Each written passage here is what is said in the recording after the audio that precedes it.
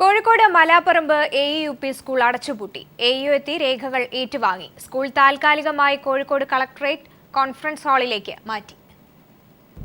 Malaparamba school ഏറ്റെടുക്കാനുള്ള സംസ്ഥാന സർക്കാരിന്റെ തീരുമാനത്തെ ആഹ്ലാദത്തോടെയാണ് സമരസമിതിയും നാട്ടുകാരും സ്വീകരിച്ചത്. എന്നാൽ തൊട്ടുപിന്നാലെ സ്കൂൾ അടച്ചുപൂട്ടാനുള്ള ഉത്തരവ് നടപ്പിലാക്കാൻ ഹൈക്കോടതി നിർദ്ദേശിച്ചതോടെ ആശങ്കയുടെ നിമിഷങ്ങളായി. സംസ്ഥാന സർക്കാർ സ്കൂൾ ഏറ്റെടുക്കുമെന്നറിയിച്ചതിനെ തുടർന്ന് വൈകുന്നേരം 4 മണിയോടെ ചേർന്ന സർവകക്ഷി യോഗം സ്കൂൾ അടച്ചുപൂട്ടാനുള്ള നടപടിക്രമങ്ങൾ തടയേണ്ടതില്ലെന്ന് തീരുമാനിച്ചു. Collector N. പ്രശാന്തും വിദ്യാഭ്യാസ ഉപഡയറക്ടർ ഗിരീഷ് ചോലയിലും സർവകക്ഷി യോഗത്തിലെത്തി വിദ്യാർത്ഥികൾക്ക് കളക്ടറേറ്റിൽ പഠന സൗകര്യമൊരുക്കുമെന്ന് അറിയിച്ചു. ഈ ഗവൺമെൻറ് LDF ഗവൺമെൻറ് വന്നതിന് ശേഷമാണ് അപ്പീൽ പോയത് സുപ്രീം കോടതിയിൽ. ആ അപ്പീൽ പരിഗണിക്കാതെ വന്നപ്പോൾ ഞങ്ങൾ ഉന്നയിച്ച ആവശ്യം പരിഗണിച്ചുകൊണ്ട് ഈ സ്കൂൾ അക്വയർ ചെയ്തെടുക്കാൻ ഗവൺമെൻറ് ഇന്ന് ക്യാബിനറ്റ് തീരുമാനിച്ചു. അപ്പോൾ നമ്മളെ സംബന്ധിച്ചിടത്തോളം ഇവിടെ ഈ സ്കൂൾ നിലനിന്ന് കിട്ടണമെന്നുള്ളതാണ്. അതിനുവേണ്ടി ഏത് കാര്യങ്ങളുമായിട്ട് ഞങ്ങൾ സഹകരിക്കാൻ തയ്യാറാണ്.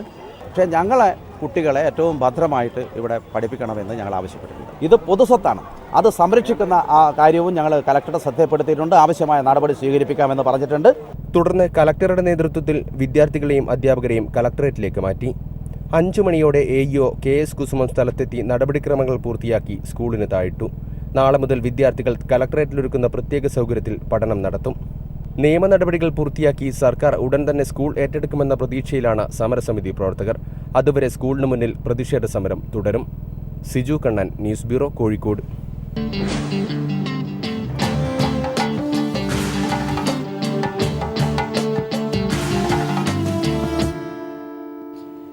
എല്ലാ സംസ്ഥാനങ്ങളിലെയും നിയമസഭാ തെരഞ്ഞെടുപ്പും ലോക്സഭാ തെരഞ്ഞെടുപ്പും ഒരുമിച്ച് നടത്താൻ തയ്യാറാണെന്ന് കേന്ദ്ര തെരഞ്ഞെടുപ്പ് കമ്മീഷൻ. ഒറ്റഘട്ടമായി തെരഞ്ഞെടുപ്പ് നടത്താൻ സന്നദ്ധതയറിയിച്ച് കമ്മീഷൻ നിയമ മന്ത്രാലയത്തിന് കത്തയച്ചു.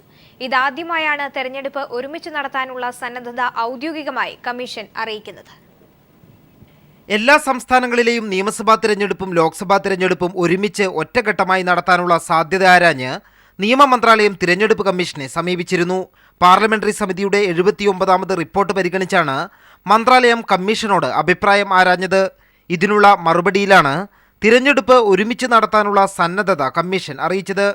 2014 ലോക്സഭാ തിരഞ്ഞെടുപ്പിൽ BJP പ്രകടന പത്രികയിൽ തിരഞ്ഞെടുപ്പുകൾ ഒരുമിച്ച് നടത്തുമെന്ന വാഗ്ദാനം ഉണ്ടായിരുന്നു. പ്രധാനമന്ത്രി നരേന്ദ്രമോദിയും അടുത്തിടെ ഒറ്റ തിരഞ്ഞെടുപ്പിനുള്ള സാധ്യത പരിശോധിക്കുമെന്ന് വ്യക്തമാക്കിയിരുന്നു.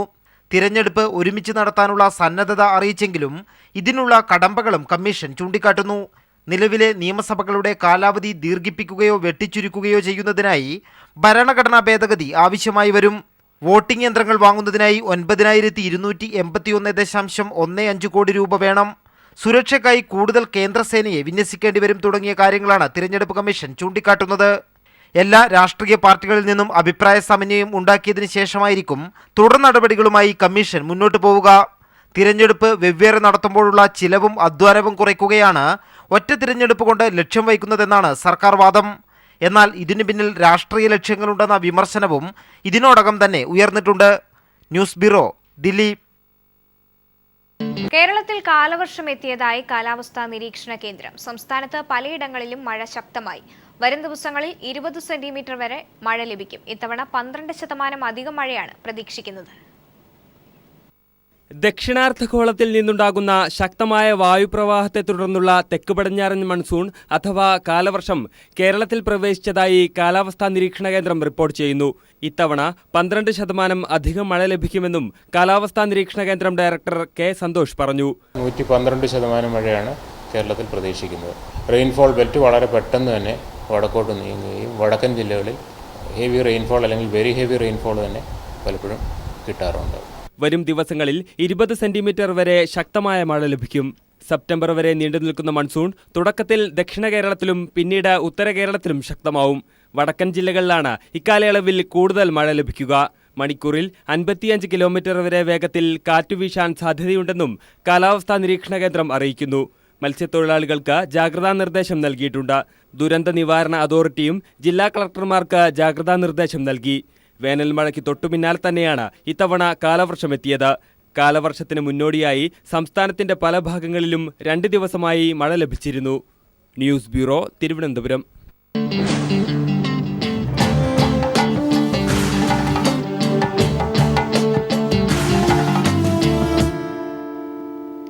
കുട്ടികളെ അതുപോലെ തന്നെ പ്രായമായവരുടെയും പ്രിയപ്പെട്ട വിഭവങ്ങളിൽ ഒന്നാണ് നെല്ലിക്ക. അടൂർ പറന്തൽ സ്വദേശി വേണുഗോപാലിന്റെ വീട്ടുപറമ്പിലെ കായ്ച്ചു നിൽക്കുന്ന നെല്ലിമരം ഏവരെയും ഒന്ന് കൊതിപ്പിക്കുക തന്നെ ചെയ്യും.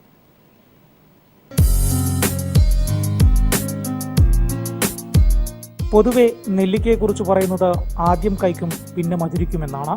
എന്നാൽ അടൂർ പറന്തൽ സ്വദേശി വേണുഗോപാലിന്റെ നെല്ലിമരം അദ്ദേഹത്തിന് എന്നും മധുരം തന്നെയാണ് സമ്മാനിക്കുന്നത്. കുറച്ചു വർഷങ്ങൾക്ക് മുമ്പാണ് വേണുഗോപാൽ വീട്ടുമുറ്റത്ത് ഒരു നെല്ലിമരം നട്ടത്.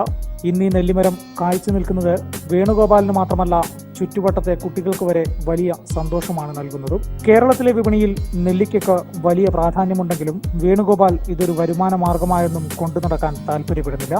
News bureau, Pathanamthitta.